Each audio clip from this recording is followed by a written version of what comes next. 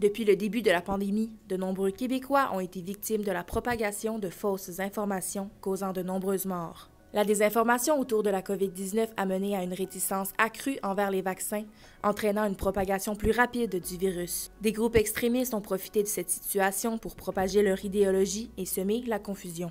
Toute la désinformation sur des remèdes, par exemple, sur la santé, il y a une circulation complètement aberrante de soi-disant remèdes miracles pour toutes sortes de maux. De la même façon que si on se met à boire de l'eau de Javel, c'est pas le bon moyen de lutter contre le coronavirus.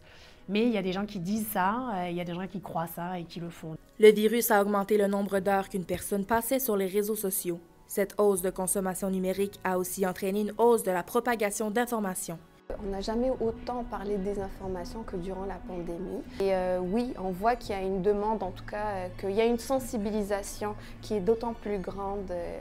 Il était plus facile que jamais de diffuser des informations trompeuses car elles se propageaient rapidement. Et la désinformation existait déjà avant, elle existait même déjà avant Internet. On n'a pas attendu Internet pour que la rumeur et le mensonge existent. L'arrivée d'Internet, donc il y a déjà bien longtemps, a permis malheureusement d'amplifier le phénomène à partir du moment où tout le monde peut publier quelque chose sur Internet. Et l'arrivée et l'usage massif des réseaux sociaux a davantage permis cette expansion, cette prolifération, la circulation en fait des fausses nouvelles. La confiance envers les médias et le gouvernement a gravement été atteinte, ce qui a renforcé la légitimité des groupes conspirationnistes. Pour Catherine Crépeau, il est essentiel que les Québécois soient armés de faits et de données fiables pour prendre des décisions éclairées en matière de santé. C'est qu'il y avait beaucoup d'incertitudes. C'est un virus qu'on ne connaissait pas et même les chercheurs disaient « bien, on pense que, mais il va falloir continuer à chercher, on n'est pas sûr ».